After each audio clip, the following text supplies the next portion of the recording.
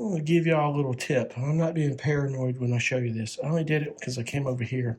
They say pickpockets are bad and people trying to grab things, but I did it on my luggage when I checked my, the most important compartments. But on Amazon, I ordered a 4-pack of these tiny little TSA locks. This is where I've got my computer and stuff, and this pouch here is for accessories. This will reassure no one can just arbitrarily open your bag unless they have one of these. In most cases, they don't. Get these little TSA locks. I got about 4 of them on Amazon. I think it was like $10 or something. But you can keep the key on your ring and keep it in the front pouch or in your pockets. But it's a good sure way for your bag to be secure while you're carrying it around and no one can quietly reach into it. You're welcome. So here's something new I haven't experienced. In some parts of the world, it's going to be like this. You have to just deal with it. It's okay.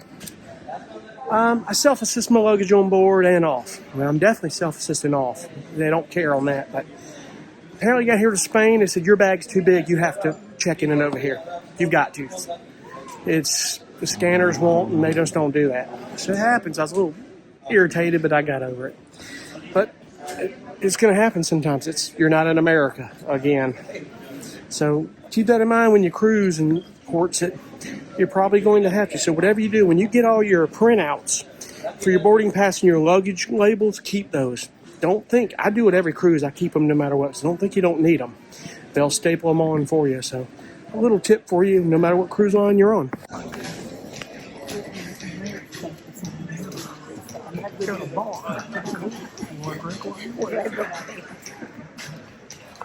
I'm at my room. I got my sailing sign card already.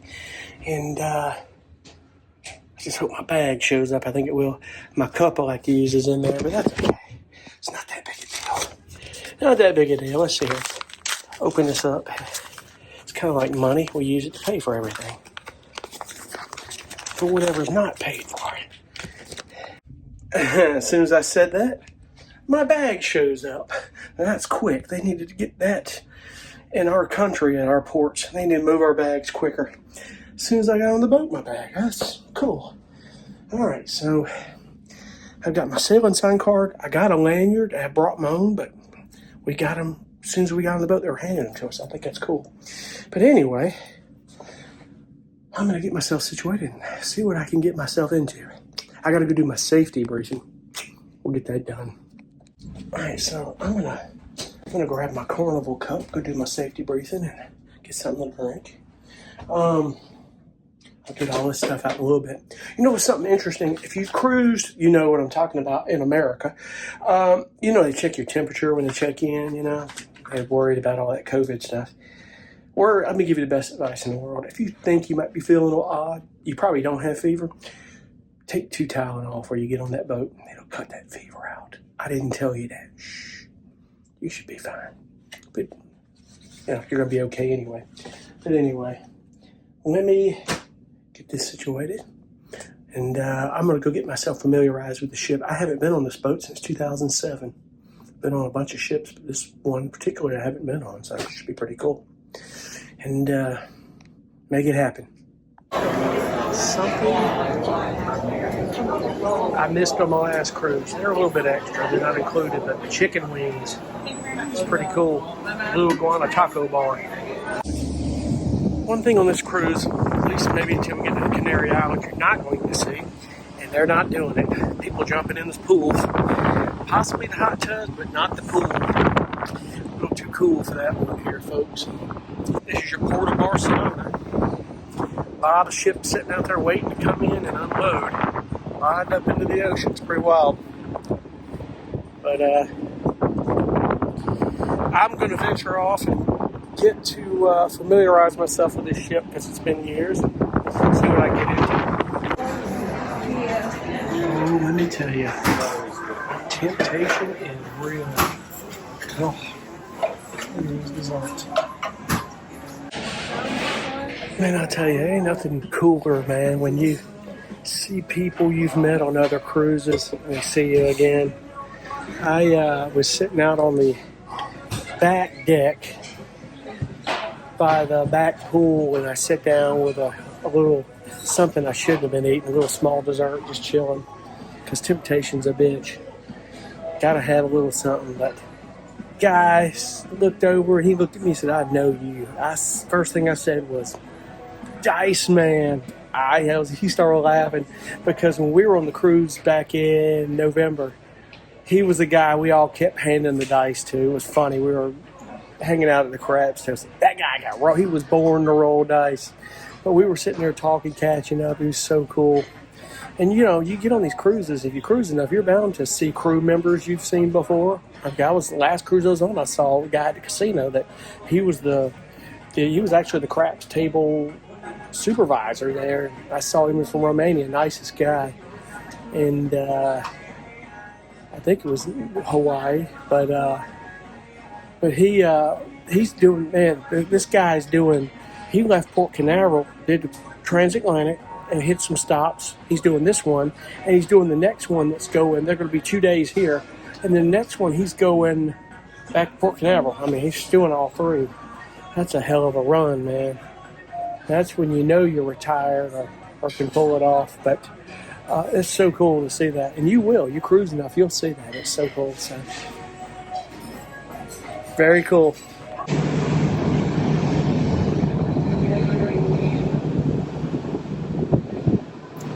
Not sure what cruise line that is.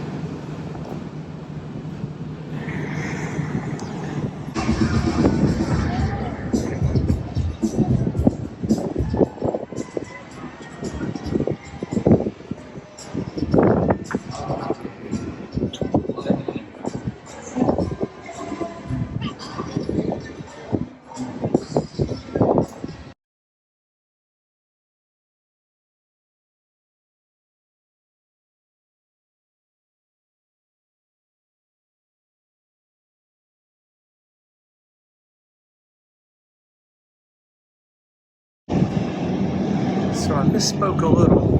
There is one pool, no matter what, you can get into, and this right here is the cover that goes over the back pool, the Glory. There's a few ships like that. It's pretty cool. So there is one pool, plus the hot jacuzzis. Detail on that mountainside is cool, man. There it is. Pretty cool. Doesn't take long to figure out what you forgot. I forgot my hat and my sunglasses. Of course, we're not in the hot of the summer, but damn. Oh well, I'll be alright. My sunglasses have to be prescription for distance. They're really too close now.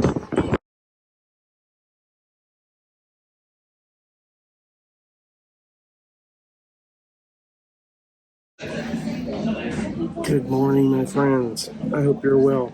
Or good day, or good evening, or night, depending on where in the world you're at. I am now somewhere in technically I think Alboran Sea. I think we keep saying Mediterranean, but I think we'll get more into that once I get close to Italy. I think we passed Algiers, which is the other side of Morocco, into the other side of the boat, because I'm going kind of backwards. That's that way. What I just mentioned, Spain is that way. So our next stop is Morocco. I'm not Morocco, but it is Malaga. And I'm just getting a little work done this morning. I've got to resend a spreadsheet to one of my publishers and get some music done a little bit and get on with my day. Some people say, "Why are you working when you're on the boat?" Because I love doing music, and I take a small rig anywhere I can because I can do music in most places. Some people can't do that. I've talked to a lot of composers, especially at the music conference, and they're like, "No, I can't do that. I have to be in my studio at home." I'm like, "Hey, I guess I'm just cut out of that mold. I guess I don't know."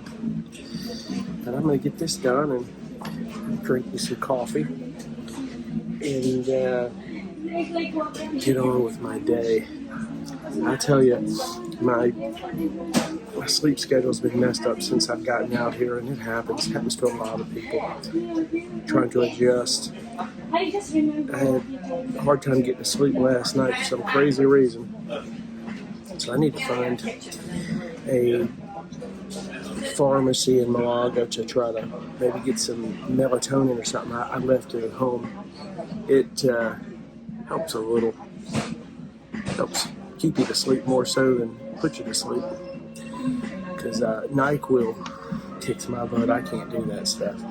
Years ago, I figured out NyQuil. If you wanna knock me out for a couple of days, you spike my drink with NyQuil and it'll do it. So anyway, let me get on with my day.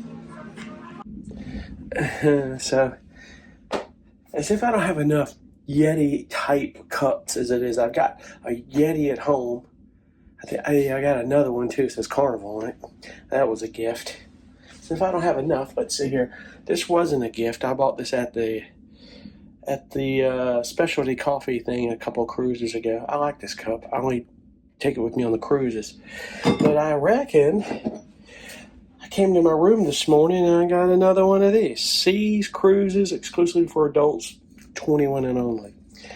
I guess they have to be kind of careful how they say adults only cruise. You know how that goes these days. People are thinking, what's going on that cruise? Trust me, on this cruise, that ain't going on. Well, in public at least. It's not that. But anyway, that was cool of them to give me this cup. Now, this is not a Yeti brand. It doesn't have to be. The only reason I had the Yetis I do is they were gifts given to me. So, one of them I had my niece and nephew gave to me years ago. It had to have been a birthday or something. It was probably the best gift they could have ever given me because I've been using that Yeti cup since, I would say 2014, 2015 easy. I don't know. It's hard to say. But these cups work the same way. And news flash or something you may not know or whatever it may be, some people don't realize that these cups, even the ones you buy at Walmart, they're set up the same as a Yeti. The technology is the same. All it is compressed air, vacuum-packed air between two pieces of metal, probably aluminum if I were to guess. But then, if I didn't get enough gift as is, I got one of these. And what this is it's a rubber water bottle, and it looks tiny, but it expands. You kind of like an accordion type, just pull it open and it becomes a big water bottle. This is the third one they've given me. I only needed one, and I really didn't need that. I don't even use it. So I gave one to my buddy Clancy, and it looks like Sue, you're getting one too. You guys are going to have a matching set. You cruise enough, these things happen. It does. Anyway, I got some work done this morning. I had to get one of my publishers an updated spreadsheet. I had to convert it back because mine always goes into numbers on Mac, but he said, I don't mind it. It's just now the conversion for the distributor, I've got to get it to. And he said he can't convert it in his for some reason. No worries, I'll get that done. Got a little music done. We are going to go out, do a little walking, and see what we can get ourselves into. I think I'm in a slot pool here at about 1:30, 2 o'clock. Those are always fun. People there in the Facebook group, so we're going to do that. God, you would think I was in a retirement village on this ship. I'm not. Folks, let me tell you something. I think I've come to realization in my life and that I know. Retirement, to me, seems overrated. And I'll tell you why. Hear me out on this one. People say, no, what do you mean overrated? We want to retire. Listen, retirement gives you the time to do things you want to do. But why would you want to quit doing what you love and have a passion for in life? If you're doing something you love in life, do it. It's nothing worse than sitting around watching paint dry on the walls. Now, I get it. Some people have jobs that they don't love, but it has a good retirement. But find something you love to do and do it while you're retired because you don't want to sit around and watch paint dry on the walls. Trust me. It's nothing better than doing things productive that you love doing in life. Really. It's just the way I see it. You might look at it much differently. Well, we are out in the Iberian Sea, just past, as I said, Cartagena, Spain, not Colombia. Algiers, heading towards Malaga and the Gibraltar. We are running real slow. I guess the water's a little choppy, so we're taking our time. But it's not rough. It's good. It's pretty cool. So, couldn't talk without music out there. Weather's beautiful. Meet the most interesting people in these cruise ships. You really do. It's pretty cool. I'm sitting there talking to a guy from Canada, Ottawa, Canada, and here they're just total agreements about things in life and just interesting things about cruising. It's really cool. The countries, it's pretty cool. This cruise is just a gambling cruise. They've expanded tables down the hallway.